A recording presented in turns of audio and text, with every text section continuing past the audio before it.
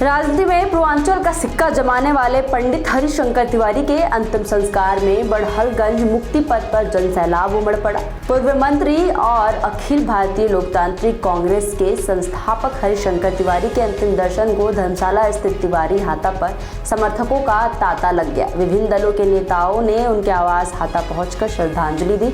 इनमें प्रमुख रूप से पूर्व मंत्री ब्रह्माशंकर तिवारी, पूर्व सांसद बलेश्वर यादव, पूर्व विधायक जटाशंकर त्रिपाठी, पूर्व छात्र नेता विश्वविजय सिंह समेत अन्य दलों के नेता शामिल रहे।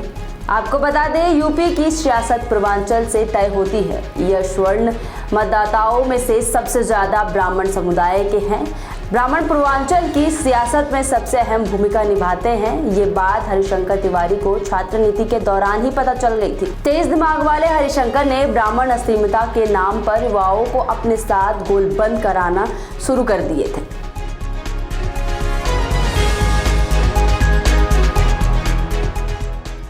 पूर्वांचल की सियासत में 70 के दशक में गोरखनाथ पीठ का सिक्का चलता था, जहां से सिर्फ गोरखपुर ही नहीं बल्कि पूरे पूर्वांचल की राजनीतिक दशा दिशा तय होती थी।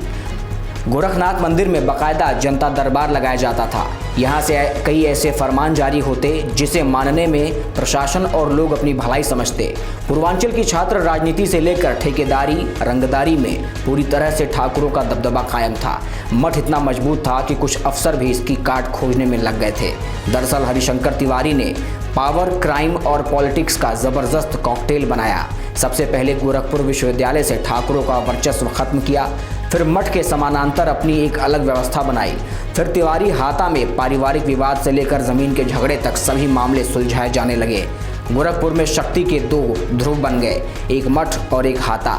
ये सब दिखाया हाता वाले बाबा हरिशंकर तिवारी ने, जिन्होंने मंगलवार को 86 वर्ष की उम्र में इस दुनिया को अलविदा कह दिया। कहा जाता है कि देश की सत्ता का रास्ता उत्तर प्रदेश से होकर गुजरता है और यूपी की सियासत पूर्वांचल से तय होती है।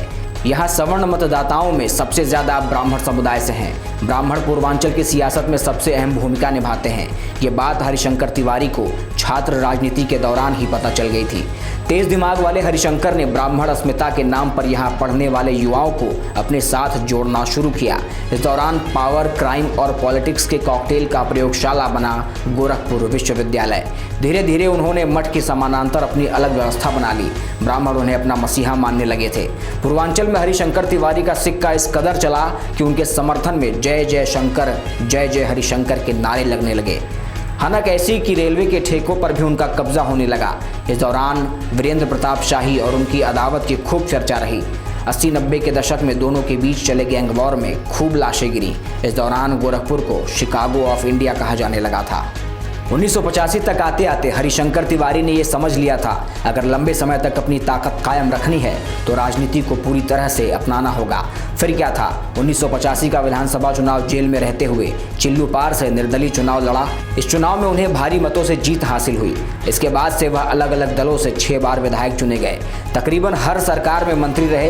हालांकि 2007 में जीत हासिल हुई। इसके बाद से वह अलग अलग दलों से 6 बार विधायक चुने गए। विनय शंकर चिल्लूपार के विधायक तो कुशल तिवारी 2 बार संत कबीर नगर से सांसद रह चुके हैं। हालांकि अपने पिता हरिशंकर तिवारी की तरह वे अपना जनाधार बनाने में कामयाब नहीं हो पाए। तो वहीं हरिशंकर तिवारी के निधन के साथ पूर्वांचल में अब ब्राह्मणों को गोलबंद करने वाले चेहरे का अभाव दिख रहा है। पूर्वांचल की राजनीति की बात हो और अमरमणि त्रिपाठी का जिक्र नहीं हो, ऐसा हो नहीं सकता। राजनीति और अपराध दोनों में अमरमणि ने खूब नाम कमाया। मारपीट, हत्या, किडनैपिंग, लूटपाट जैसे कई मामले उनके ऊपर दर्ज थे। अपने सारे अपराधों को छिपाने के लिए सियासत का सफेद चोला ओढ़ लिया। 1996 में अमरमणि त्रिपाठी ने पहली बार नौतनवा सीट से कांग्रेस के टिकट से चुनाव लड़ा और जीत भी दर्ज की। इसके बाद अलग अलग पार्टियों से वह चुनाव लड़ते रहे और जीत हासिल की। साल 2007 में अमरमणि के जेल में रहकर आने के बाद ये सिलसिला खत्म हुआ।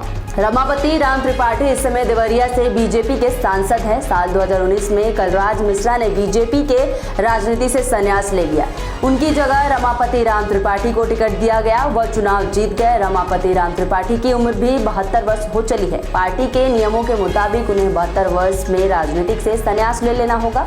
ऐसे में 2024 के लोकसभा में उन्हें टिकट मिलना मुश्किल लग रहा है। उनके बेटे शरद त्रिपाठी को उनका राजनीतिक वारिस माना जाता है, लेकिन साल 2021 में सिरोसिस नाम की बीमारी के चलते उनकी मृत्यु हो गई। कलराज मिश्रा बीजेपी के सबसे बड़े ब्राह्मण चेहरे के तौर पर देखे जाते हैं। वह 3 बार विधान परिषद के सदस्य रहे हैं। बीजेपी की सरकार जब भी उत्तर प्रदेश में रही है तो उन्हें मंत्रिमंडल में कई अहम जिम्मेदारियां सौंपी गई।